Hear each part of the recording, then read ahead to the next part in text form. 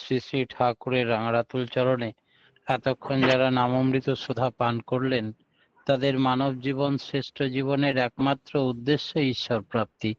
তা যেন এই জীবনেই সফল হয়, এই কাতর প্রার্থনা দয়ালের রাঙারাতুল চরণে। আজকে একটা বিশেষ দিন, গুরু পূর্ণিমা। এই গুরু পূর্ণিমা সম্বন্ধে বহু মানুষের বহু কৌতূহল, বহু প্রশ্ন। কেন কেন গুরু পূর্ণিমা পালিত হয়?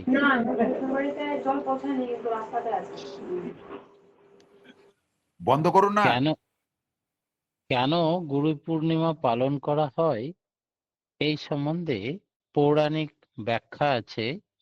গুরু পূর্ণিমা হলো একটা বৈদিক প্রথা, যার মধ্য দিয়ে শিষ্য গুরুকে শ্রদ্ধা জ্ঞাপন করে থাকেন। আষাঢ় মাসের পূর্ণিমা তিথিতে এই গুরু পূর্ণিমা। হিন্দু বৌদ্ধ ধর্মে গুরু পূর্ণিমার বিশেষ তাৎপর্য আছে। হিন্দু ধর্মাবলম্বীদের বিশ্বাস, এই তিথিতেই মুনি পরাশর ও সত্যাবতীর ঘরে মহাভারতের রচয়িতা মহর্ষি বেদব্যাস জন্মগ্রহণ করেছিলেন। তাই এই দিনে মহর্ষি বেদব্যাসের জন্ম জয়ন্তীও পালন করা হয়। একে व्यास पूर्णिमाओं बोला है। हिंदी से क्यों हम लोग गुरु पूर्णिमा को पालन करेंगे, इसका पीछे पौराणिक क्या कहानी है? गुरु पूर्णिमा ऐसा ही एक वैदिक प्रथा है। इस दिन में गुरु के चरणों में शिष्य सिर झुका लें और सिर झुका के अपने श्रद्धा भक्ति के साथ जितना पूजा पाठ कर सके उतना ही आशीर्वाद लूट ले सकते हैं। इस विशेष खास दिन में गुरु अपना शिष्य का जीवन बदल दे सकते हैं। आशीर्वाद पुष्ट करके जीवन धन्य धन्य हो जाता है। इस पूर्णिमा तिथि में स्वयं हिंदू और बौद्ध दोनों बहुत महत्व मानते हैं।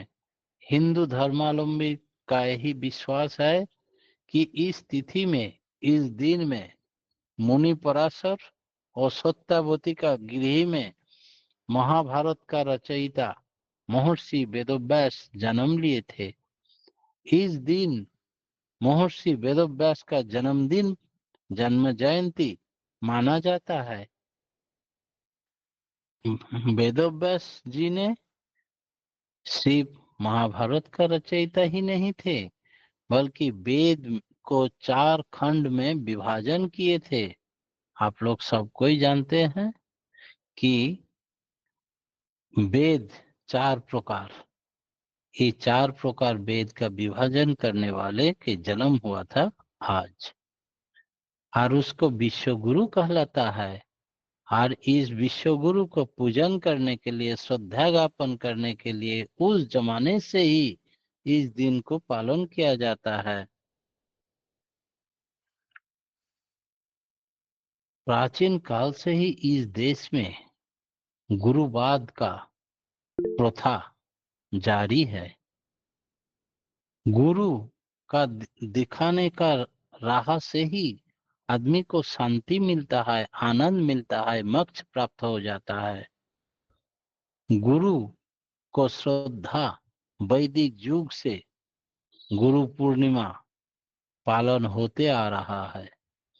धर्मीय विश्वास के अनुसार पूर्णिमा गुरु पूजा अर्चना अक्षय आशीर्वाद मिलता है। इससे आदमी का जीवन पूर्ण हो जाता है। गुरु पूर्णिमा एक वैदिक प्रथा ही नहीं, बल्कि इस दिन गुरु शिष्य के अंदर जो श्रद्धा ज्ञापन और आशीर्वाद प्राप्ति, उनका सेवन पूजन आषाढ़ महीना का पूर्णिमा तिथि में इस गुरु पूर्णिमा पालन किया जाता है बराबर। हिंदू और बौद्ध धर्म में गुरु पूर्णिमा का तात्पर्य बहुत ज्यादा है। हिंदू धर्मावलंबी विश्वास करते हैं कि मुनि पराशर और सत्यावती का घर में महाभारत रचयिता महर्षि वेदव्यास जन्म ग्रहण किए थे और महर्षि वेदव्यास जन्म जयंती भी पालन किया जाता है। हिंदू धर्म के अनुसार 4 ही प्रकार वेद का विभाजन किए थे उन्होंने। वेद विभाजन का कृतित्व तो उन्हीं का है, इसका नाम है इसीलिए वेदव्यास।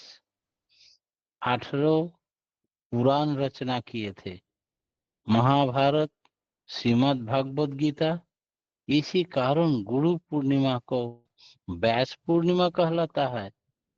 बौद्ध धर्म मत के अनुसार बोधि ज्ञान लाभ होने के बाद आषाढ़ महीना पूर्णिमा सारनाथ में पहला बार शिष्य लोगों को उपदेश देने के लिए भगवान बुद्धदेव ने हिंदू पुराण के अनुसार भगवान शिव, महादेव, आदि गुरु, सप्तर्षि मतलब 7 ऋषि को पहला बार दीक्षा दिए थे।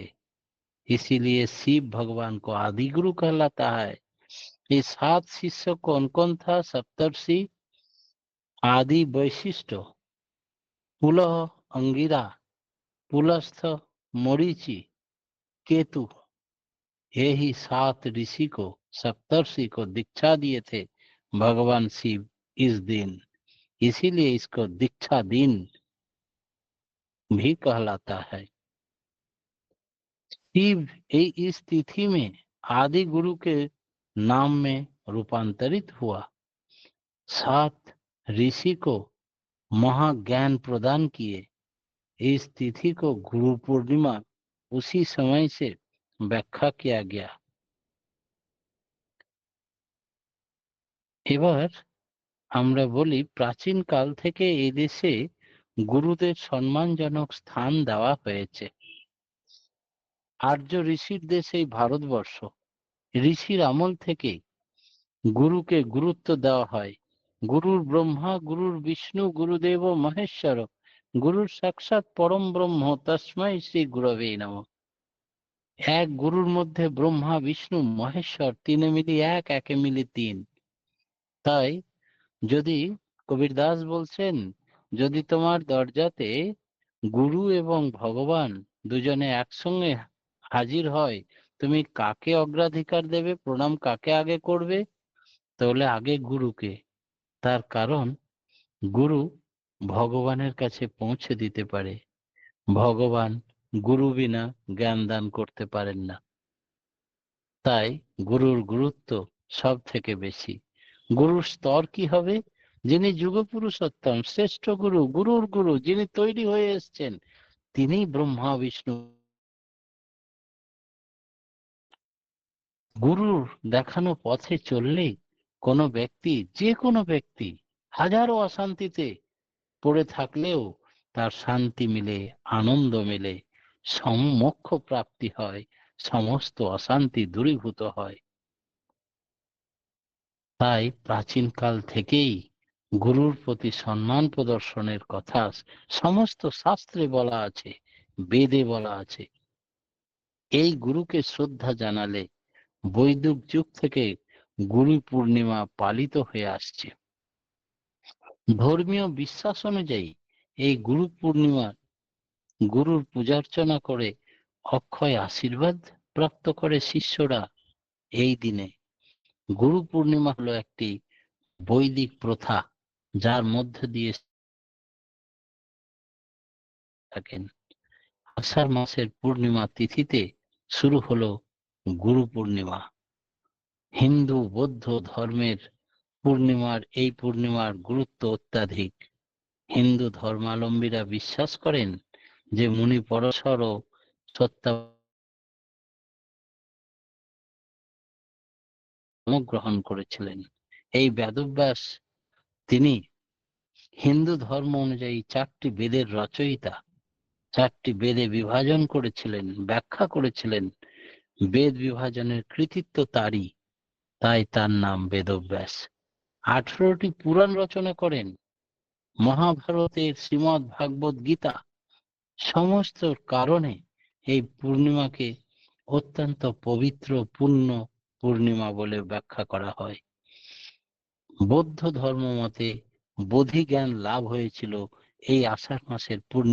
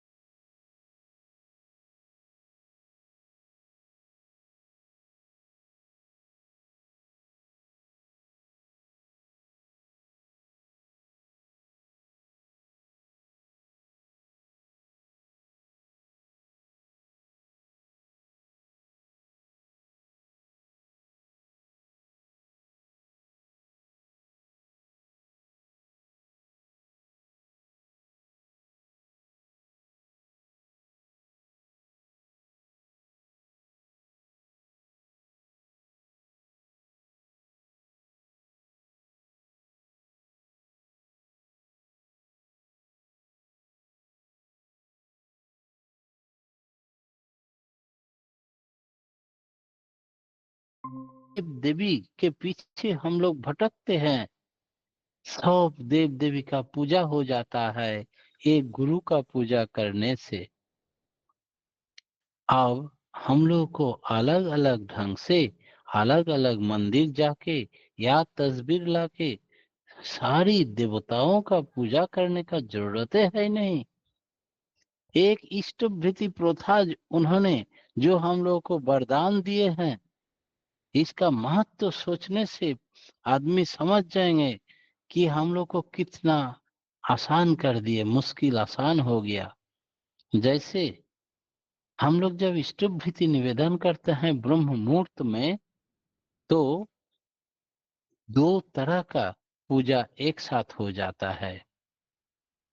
ऋषि पूजा जो प्रथम प्रदर्शक है, जो वेद का व्याख्याता है, जो हम लोग का जीवन का सृष्टि करने वाले, राह दिखाने वाले, शासन करने वाले, अर्थात एक और ब्रह्मा, एक और विष्णु और एक संहारकारी शिव भगवान, तीनों का काम एक साथ करते हैं गुरु। और सर्वदेवमय गुरु होने के कारण सारी देवता का पूजा हो जाता है इष्टभीति निवेदन करने से। ऋषि पूजा हो जाता है इष्टभीति करने से। बचा 5 यज्ञों में 2 यज्ञ खत्म हो गया। तीसरी यज्ञ क्या है कि हम लोग का पंच यज्ञ कहलाता है सिर्फ एक इष्टभृति में। तो हम लोग भूत यज्ञ करते हैं। भूत का मतलब पेड़ पौधा, जीव जंतु जानवर, सबको कुछ न कुछ खाना खिलाते हैं, इसको भूत यज्ञ कहलाता है। और अपना पिता माता को भी हम लोग को खिलाना होगा, आदर जत्न श्रद्धा के साथ पूजा करना होगा। जिन लोगों का पिता माता जीवित है नहीं, वो लोग क्या करेगा? तर्पण करेगा उनका आत्मा का शांति के लिए श्रद्धा के साथ। और जिन लोगों का मौका है सेवा करने का, वो लोग जरूर सेवा करेंगे रोज। ये हो गया 4।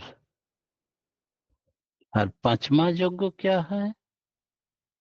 ना तो अपना पड़ोसी, अपना रिलेटिव्स, अतिथि का सेवा करना, घर में जो आएंगे उसको सेवा करना।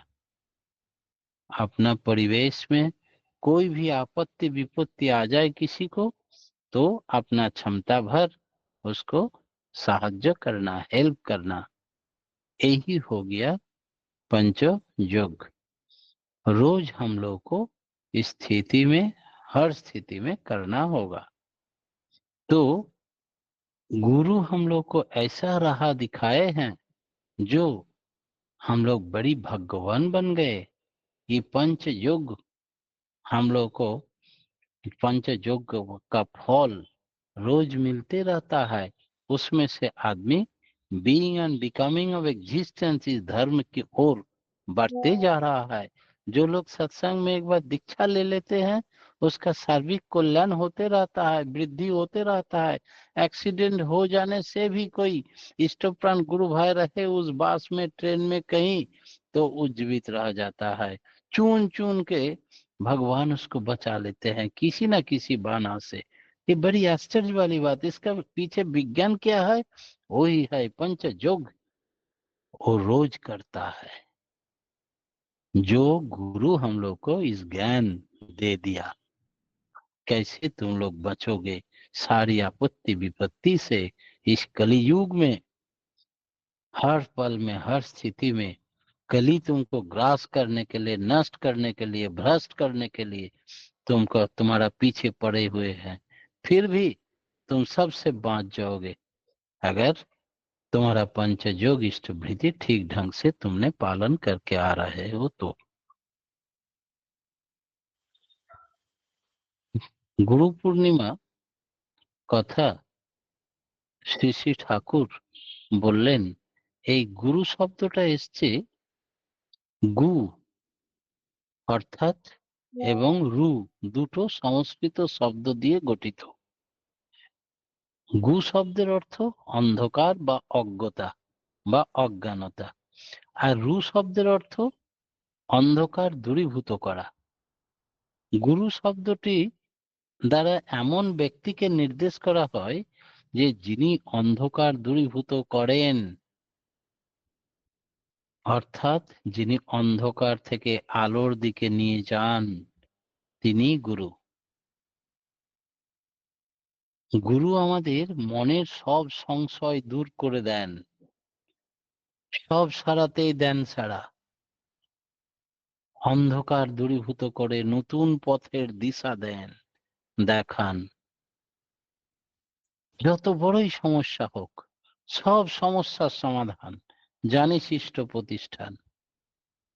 তিনি আমাদের মা ভই দিয়ে বলেছেন, মহাভাব সমাধি অবস্থায় তুমি যত বড়ই পাপ করে থাকো, তুমি বিশ্বাস করো, অন্তরে অন্তরে বিশ্বাস করো, আমি তোমাদের সমস্ত পাপ নিজে হাতে ধৌত করে দেব। কি অপূর্ব কথা! তাই গুরুদেবের এই আশীর্বাদ এই গুরু পূর্ণিমাতে মাথায় নিয়ে আমরা যেন আরো আরো করে তাঁর হয়ে উঠতে পারি, তার মনের মতো হয়ে উঠতে পারি, এই আমাদের প্রত্যেকের একান্ত প্রার্থনা।